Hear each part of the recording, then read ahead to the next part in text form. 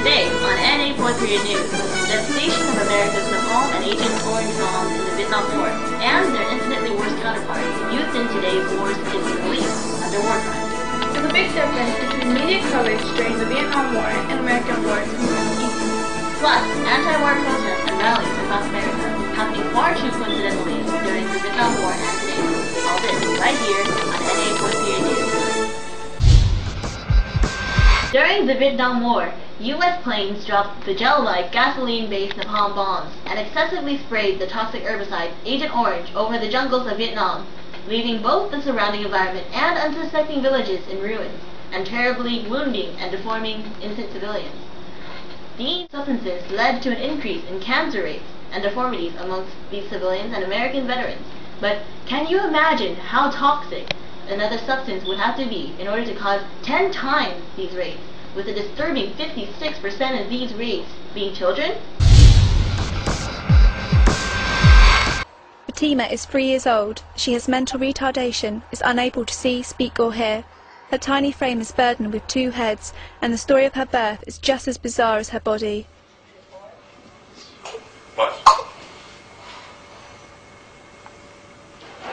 أنا بالسونار من كنت حامل بيها قالوا لي بيك 3 وبالفعل أنا هم جبت 3 يعني على 3 ذي بس ذاك قالوا لي بس راس جمجمة وذب راحت فقالوا هاي بنات 2 على أساس فطلعت راسين بلشة واحدة صرت زينة ورا شهر وقمت رحت بيها للرمادي ورحت لبغداد وهنا الفلوجة هواي مشيت بيها وأشعة نفراز وسونارات وهاي يعني الحال كل من أروح عليه يصفر يقول لي بابا أخذيها وروحي.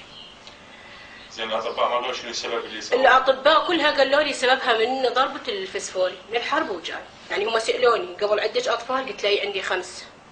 الحمد لله والشكر جاه لي أحبل بي وأجيب أنت ابني ولا أروح للطبيب أبدا. This extremely harmful substance is the DU in DU ammunition used in the Middle East. While the DU stands for depleted uranium, the shells still emit 75% as much radiation as natural uranium. Depleted uranium explodes upon impact, releasing tiny invisible DU particles contaminating the surrounding area where enemy soldiers, innocent civilians, and our own troops breathe it in. Keep in mind that it takes 4.5 billion years for DU to decay, meaning that the particles will collect in the lungs and continue to emit radiation to the rest of the body from there. Unpublicized government data reports that there have been over 70,000 deaths and over 1 million disabilities among U.S. troops as a result of the wars in Iraq and Afghanistan. Iraq, however, is suffering from the most critical amounts of DU contamination, as seen by the 42 sites of massive contamination. Whoa, that is terrible. Isn't it ironic that we invade saying that there's nuclear weapons of mass destruction over there, and then go on ahead with our own? Exactly. The United Nations has already classified DU as illegal weapons of mass destruction, but the U.S. still claims to not use them when, in fact, we actually are in all of our wars. Oh, this just in. I'm getting news that Iraq's Ministry for Human Rights will file a lawsuit against the U.S. and U.K. over the use of GU in Iraq. Speaking of Iraq, let's go over to Ashton Zermeno for media coverage, reporting in the Middle East. Ashton Zermeno? Thank you, Ashley. I'm now here in Baghdad, and so far, NA 4 Period News is the only news station around, as you can see. Don't surprise though, because media coverage in the Middle East is way different from the way it was in Vietnam, when there was a lot of photo and video documentation of everything from the Tet Offensive to all the terrible things we put the Vietnamese civilians through. Here it's way harder for the journalists to get their stories because they are in great danger of being shot or held captive by enemy troops. In fact, our own news team is in great danger just standing out here in the open. Because of the high risk involved with sending the media to the Middle East, most news agencies are reluctant about spending the large amount of money needed to even get the journalists in the country. Oh no, Tom! Run! Tom! No!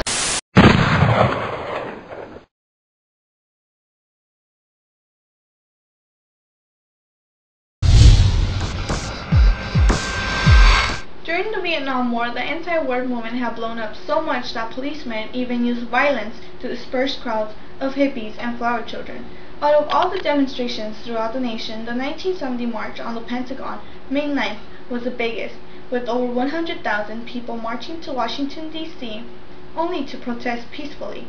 Demonstrators put flowers in the barrels of soldiers' M14 rifles, but bloodshed quickly started when tear gas was released on the crowd, causing absolute chaos. Very recently, on March 19, 2011, thousands of people in major urban areas of the U.S. such as Washington, San Francisco, Chicago, New York, and LA marked 8 years since the U.S. invaded Iraq by protesting everything from the wars in the Middle East to the war in Libya.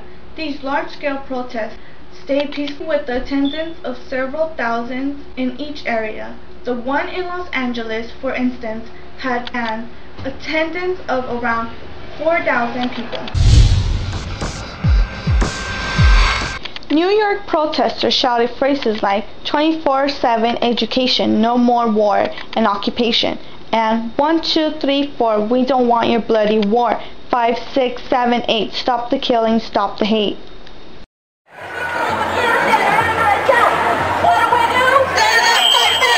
People of Afghanistan are under attack. What do we do? Stand up, fight back. The people of Palestine are under attack. What do we do? Stand up, fight back. The people of Palestine are under attack. What do we do? Stand up, fight back.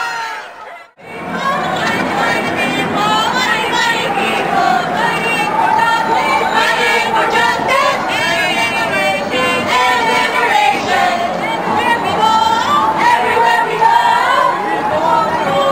people want to go. 1, 2, 3, 4. We don't want your racist war. 5, 6, 7, 8. Stop the killing, stop the hate. 1, 2, 3, 4. We don't want your bloody war. 5, 6, 7, 8. Stop the killing, stop the hate. 1, 2, 3, 4. We don't want your bloody war. 5, 6, 7, 8. Stop the killing, stop the hate. 1, 2, 3, 4. We don't want your bloody war. 5, 6, 7, 8. Stop the killing, stop the hate. Ladies and gentlemen of Room 90, that was your NA 4th period news broadcast. I'm Norma 2. And I'm Ashley Deb. Thanks for watching.